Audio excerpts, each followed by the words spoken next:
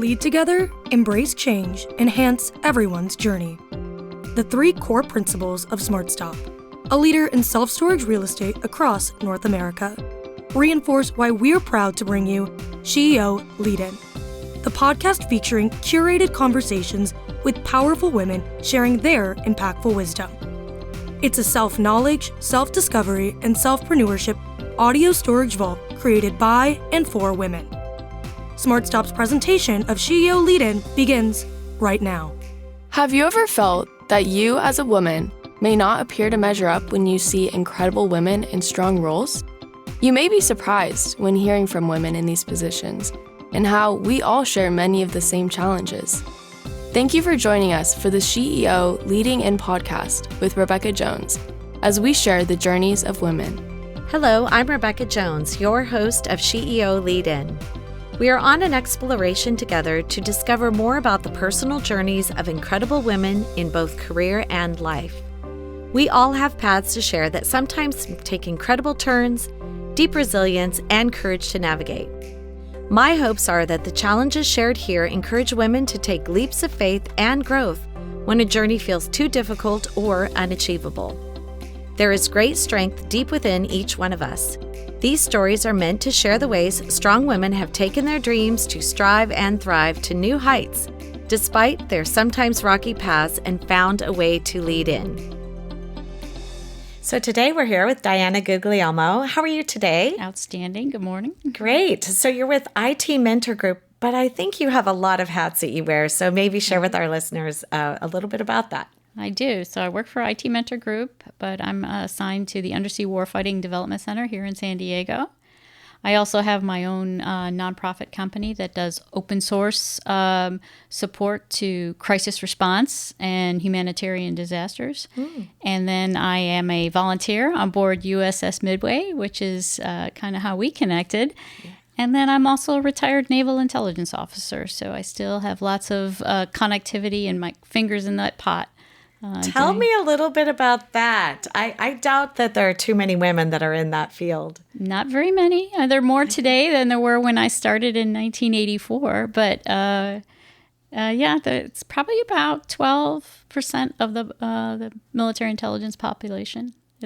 What was your favorite part of that? Just getting to see the world and contribute and be part of the bigger process, whatever that my job was at the time. I've worked everywhere from the lowest possible level, that we call the tactical level, all the way up to the national, the strategic level, and just being able to seamlessly go from level to level doing, what the nation has asked you to do was an incredible opportunity for a small gal from upstate New York. That is so incredible. Okay, so let's go back to your childhood for a minute, though, because I'd like for you to share with our listeners a little bit about yourself and a fun story that maybe no one knows about you. So grew up in upstate New York, small town outside of Buffalo, New York. And early on, they used to give you those tests that were about what you wanted to do when you grew up, or go to college, what you're going to do. And I took a test, and the test, they said I should be a journalist. And I just said, oh, okay, that's interesting.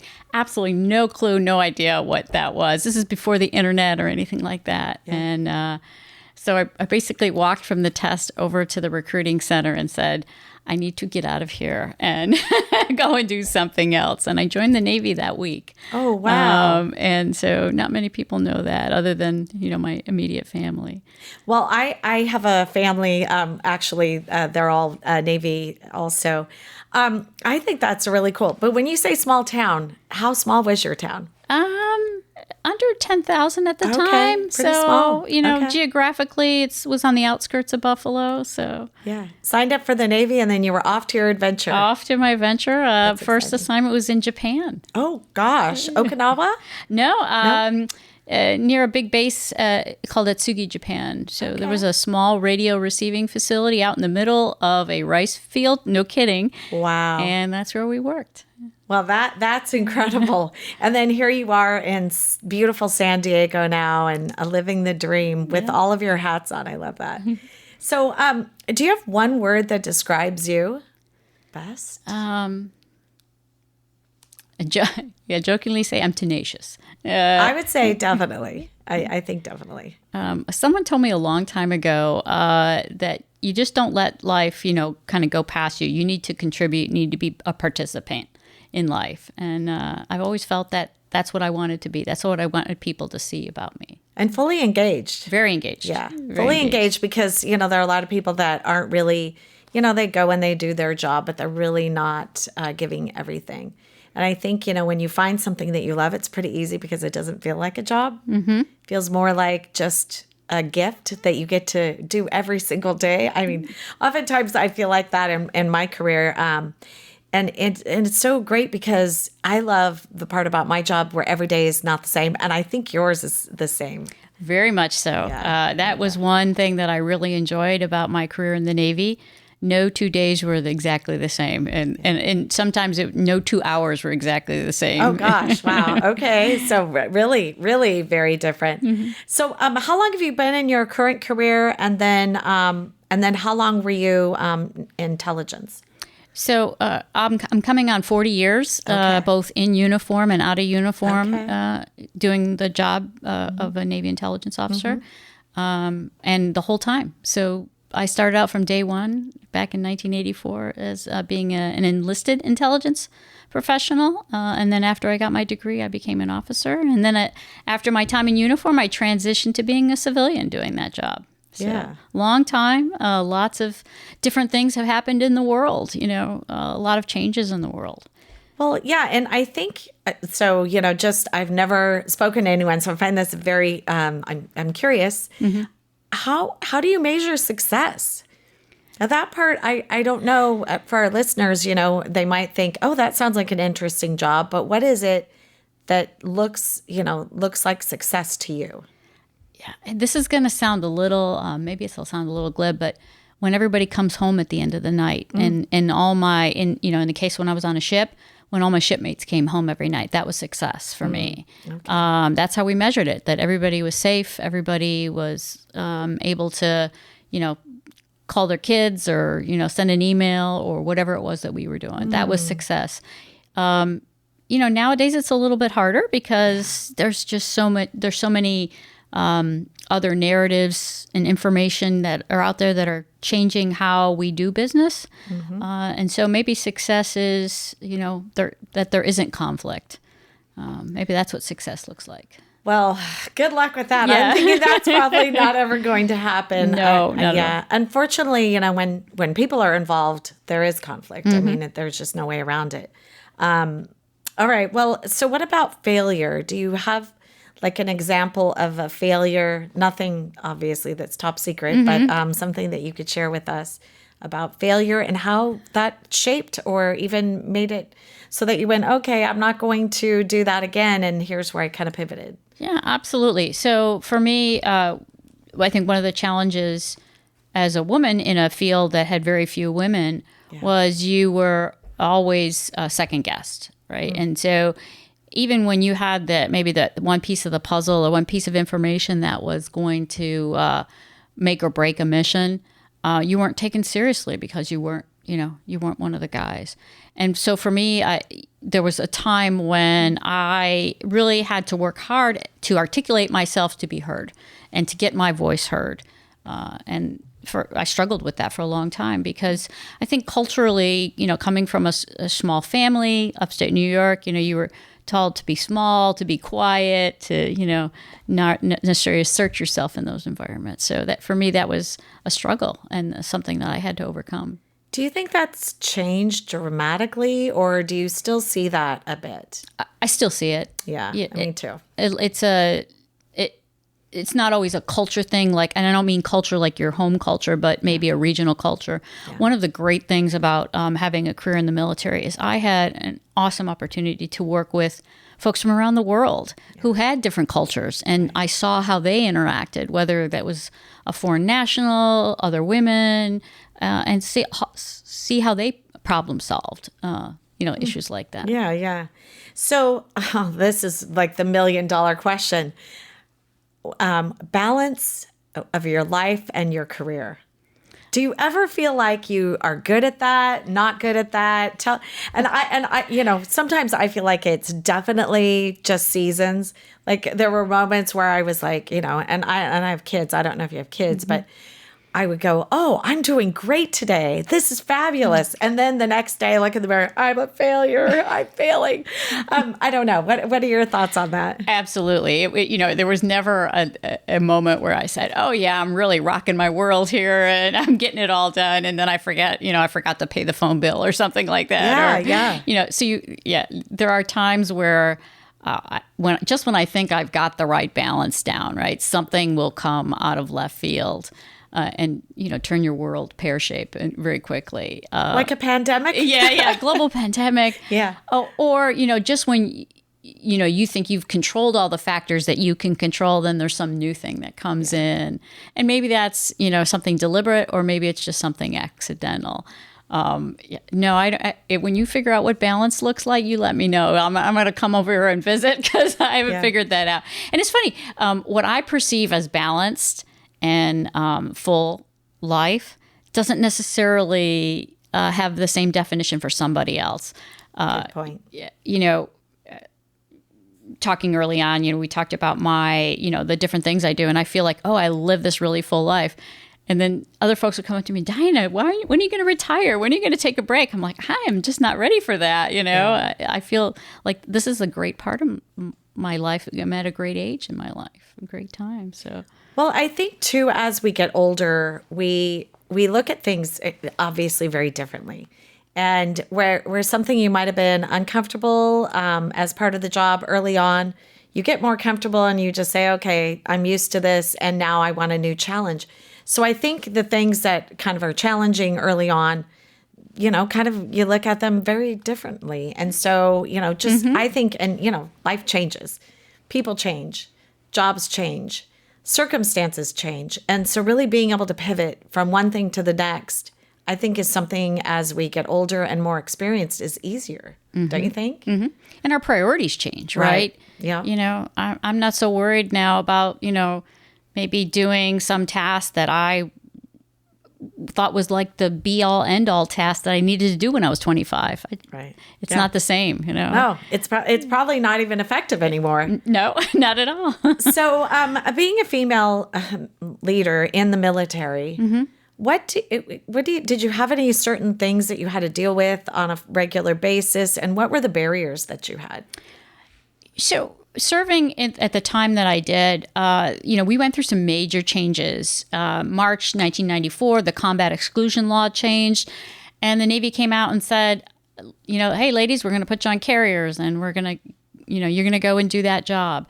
And I remember very vividly, there were 24 of us that started out on the first carrier here on the West Coast.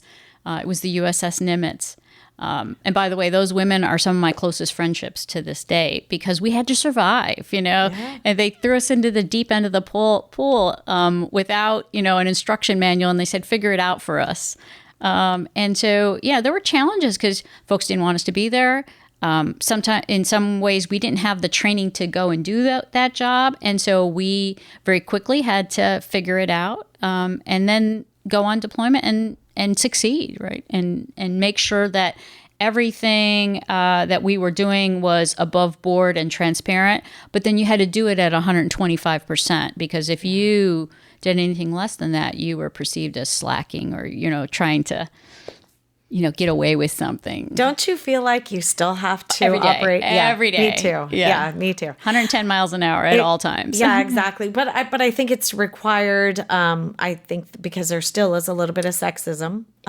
There's a stigma. Yeah. Definitely. And it's not like, this, one person or one organization. It's kind of this, I call it the institutional rot, right? That just kind of keeps, eating away at when you're good at something or you're succeeding at something. Oh, we don't want you to succeed at that. We don't want you to be there. We don't want you to, get that far. So, yeah. So let's pause that for just a minute. Let's take a smart stop for our sponsor. SmartStop knows the winning connection is when we elevate success together. SmartStop Self Storage, a California company with nearly 200 properties and over 15 million square feet of rentable storage, in the US and Canada is committed to positively impacting the communities we serve on the national and local level. By aligning our core principles of leading together, embracing change, and enhancing everyone's journey with local initiatives focused on education, health, and social welfare, we all elevate together. Through financial and strategic partnerships with nonprofits and prestigious organizations such as Cloudcast Media, Arrow McLaren IndyCar, Breast Cancer Research Foundation, Wounded Warrior Project, USC Athletics, the Brampton Steelheads, MMA fighters and boxers, and other unique athletes, we aim to foster a sense of unity and pride within the communities we serve, creating a shared identity and generating a positive atmosphere. To learn more about our core values, our locations, and career opportunities, please visit us at smartstopselfstorage.com. SmartStop, elevating success together. So they don't want you to succeed. Kind of delve into that a little bit if you don't mind. Yeah, no, absolutely. There were, I had several jobs over the course of the almost 40 years. And there were definitely jobs when I felt like the team, especially really strong teams where there were, go-getters that were women. There were folks that were very deliberate with you, and they would do what they could, whether it was hiding the manual that you needed to make a piece of equipment work, or you making sure that you weren't invited to that meeting where all those decisions were made. I jokingly say, they wanted to make sure you weren't in the room where it happened, right? And so that kind of stuff was, always in your face over the course, and whether that was in the 80s or in 2022, it happened the whole time. It just happened at different levels at different times with different people. So how do you deal with that? I think this is an interesting conversation. Yeah. How do you deal with that? So a lot of times, you search yourself, you present the facts that you know. And sometimes I had to basically, raise my head and, hey, I view with concern that you're not including, the subject matter expert on this, whether that is Susie or Tommy or Freddie or whatever. I view with concern that you're not including the one or two people that probably could solve this for you. And sometimes that, that was just enough. And other times it was like, yeah, thank you for playing. But so you do what you can. Yeah. For me, it was always about taking that moral high ground and conducting myself in a manner that was both ethically and morally, as far as I could go, right? I always made sure that I was comfortable at the end of the day, that I could look myself in the mirror and say I did what was right, whether or not they agreed with that decision or not. I'm totally with you on that, Diana.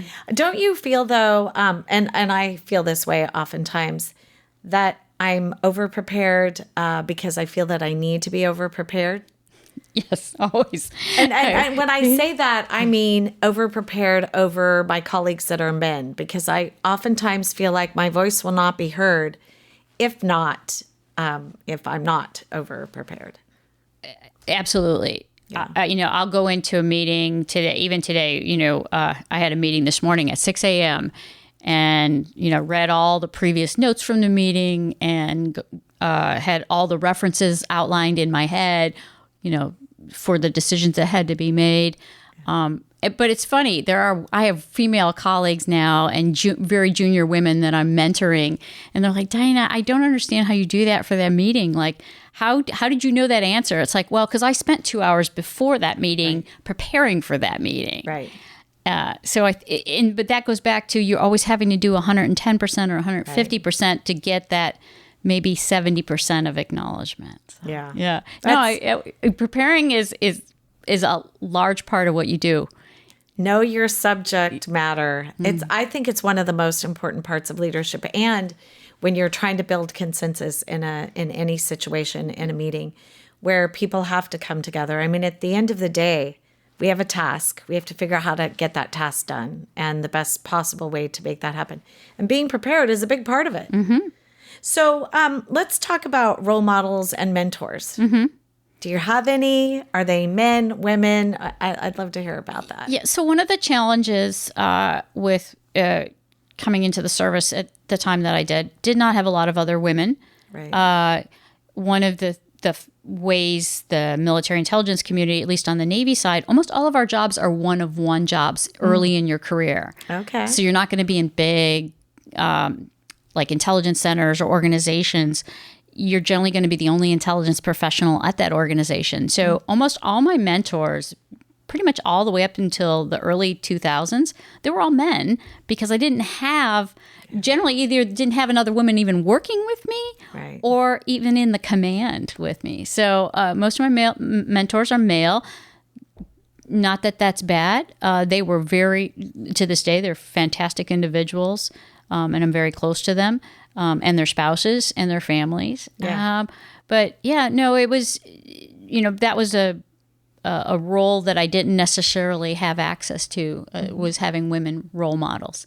That said, the tables are now turned, and I have 6 or 7 young women that I mentor very specifically for their careers in the Navy, and I love doing that. I love working with them and talking through those challenges that they're having. Because the challenges that we had in 1994 were like, oh, no firefighting equipment comes in size extra small short, right? Yeah. And now they have other challenges that, because of where they're at in their career. So yeah, it's having that ability to have that conversation and give them a female role model or a female mentor. So Diana, I love that, that all of that. Tell me though, what are your lessons learned that you really think are important to share with young women? Because there are some women that honestly are afraid to ask. Mm-hmm. And I think that's one of the things that I think needs to happen more. If you don't know something, ask someone. And most women are not mean girls. There are a few, but most women want to help other women. They want to be that hand up. So tell me what you would say. You walk into a room of young women. These are the lessons that I've learned, and also with the women that you're mentoring. So I have 3 big lessons that I partake to each woman that I deal with, or anyone that I mentor for that matter. Okay. And the first thing is, if you don't know the answer, it's okay to say, I don't know, and I'm going to get back to you. Yeah. But the other side of that is, if somebody presents information, it's okay to say, I don't really understand what you're asking me for, or I don't really understand what the question is that you're presenting. And you're more than likely not going to be the only person in the room. But if you stay small and stay quiet and don't ask, then the next decision or the next thing that has to happen may not happen in the way it should, because you didn't get that piece of information, that clarity. So that's the biggest thing. The second thing that I encourage all the women that I mentor is, don't say small and don't say quiet, and don't be afraid to say that's wrong, or that's not the right way to do this, or hey, what you're doing or what you're asking me to do is just maybe immoral, unethical, improper, whatever the reason is. Don't let things keep going and snowballing, because if you do that, at the end of the day, that's not a problem just for you, it's a problem for everyone. And that's right. And that may have not been the first time whatever that bad thing or that malign thing has happened. You just happen to be the first one that sees it, or maybe the 5th one that sees it, or the 10th one that sees it. Well, and you may be the first one to speak up, but it's good to speak up, because I agree with you, because what ends up happening is when there's bad behavior or unethical things that are happening, we're the answer to stop it. If it's happening to us, we need to speak up and have the courage to do that. So I agree with that wholeheartedly. And then what's your third?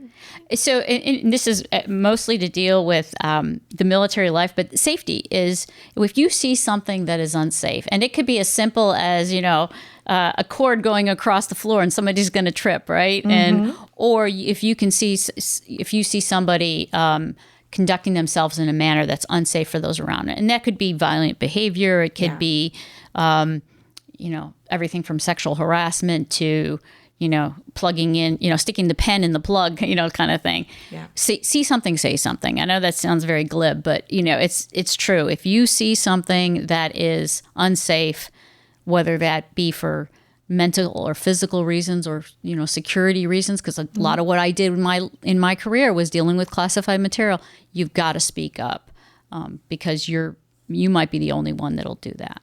And you mentioned sexual harassment. It still happens when you get older. Every day. Yeah, me too. And you know what's interesting is you would think, okay, I'm in my late 50s. And when I think about it, when I was 30, 20, I feel like it wasn't as bad as it is as you get older. I feel like it's actually more now. I don't know about you, but we need to speak up about this and inspire young women to speak up because it needs to stop. It's not acceptable. Just when you thought, you're joking about age, but just when you think you're like, oh, I'm strong enough, I'm old enough, I'm wise enough for all that, then you get a whole layer of sexual harassment on top of ages, and then you get a layer of ageism, like, oh, you're aging out, or you look like grandma or whatever, and people don't take you seriously because of that. I jokingly say that all the time that, just when I think I'm on the edge of, I've reached my peak and now I'm getting a new thing that I'm getting harassed about, Yeah. If it's not because I'm a woman now, it's because I'm an old woman. So that's terrible. It is, isn't it? Terrible. I don't feel that. I don't feel old. So maybe our listeners probably are curious about this. What is your, this is why I wake up and this is why I am in this career. What is your why? My big why every day is to be a contributor, to be part of the greater good, to make sure whatever small part I can play, that I'm that the people around me are coming home safe, that whatever our particular objective that I'm working on is getting done in a way that is above board. My boss calls my office the running with scissors division because we're always kind of pushing the edge of whatever we're doing. And for me, that's the get up in the morning, that and a really good cup of coffee, and I'm ready to go. That's great. So you've already talked about the lessons learned, but what would be advice that you would give to young women?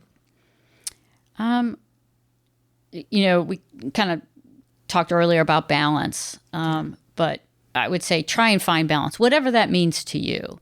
And for some people, that may be dialing back that professional contribution or that professional level of effort at different times, right? It's not always going to be the same priority every single day. Yeah. And so you got to find the balance that works for you. And that may not be the same thing that's going to work for the woman or the guy that's next to you.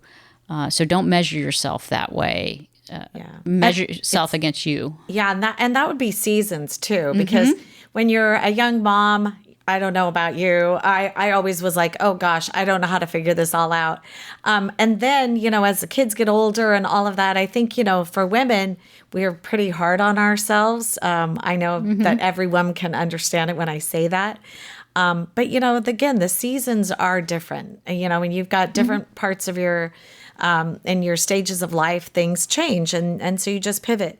So what is next for you on your journey? What do you have any plans? I feel like you're so high level or actually high production that I don't want to call it production, but it is kind of.